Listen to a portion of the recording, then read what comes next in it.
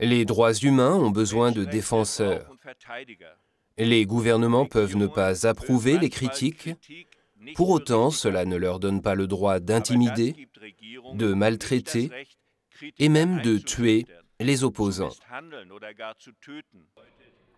Joachim Gauck est le premier président fédéral allemand à s'exprimer devant les 47 membres du Conseil des droits de l'homme, dont il a ouvert la 22e session par un discours clair et ferme.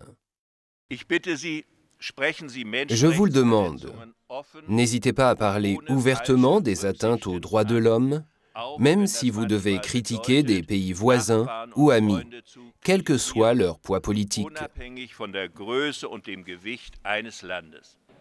Critique, dialogue et franchise sont au cœur des débats du Conseil des droits de l'homme de l'ONU à Genève, même s'ils se tiennent souvent à huis clos. Les 47 pays élus observent et publient des rapports sur la situation des droits humains dans le monde. Personne n'échappe à notre vigilance. Je veux dire que des brèches ont été percées dans les murs érigés par certains pays qui s'appuient sur les principes de la souveraineté nationale et de la non-ingérence dans les affaires intérieures. L'Allemagne siégera au Conseil jusqu'en 2015, 3 années pour réaliser des objectifs ambitieux.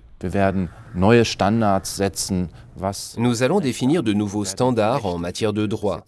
Nous allons poursuivre notre lutte pour le droit à l'eau potable, pour le droit au logement, continuer à combattre le trafic humain.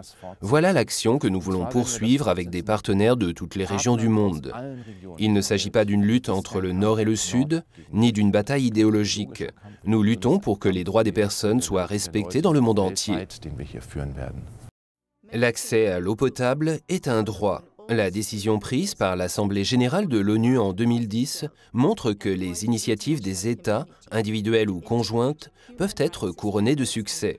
L'Allemagne, qui a soutenu cette reconnaissance, désire poursuivre par des actions concrètes. Mais elle devra également rendre des comptes.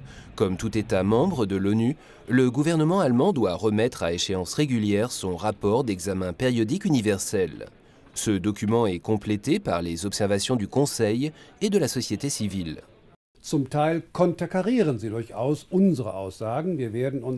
Ces observations peuvent contredire partiellement nos déclarations. Nous devrons faire face aux critiques de la société civile. Tous les États membres ont la possibilité de réagir et ils nous feront part de leurs recommandations. Le gouvernement fédéral les écoutera. Même si ce n'est pas une obligation, je pense que nous tiendrons compte de ces recommandations et nous devrons prouver notre volonté d'y répondre. Le travail du Conseil montre que s'il existe des critères minima, des progrès sont toujours possibles en matière de droits de l'homme, et ce, quel que soit le pays.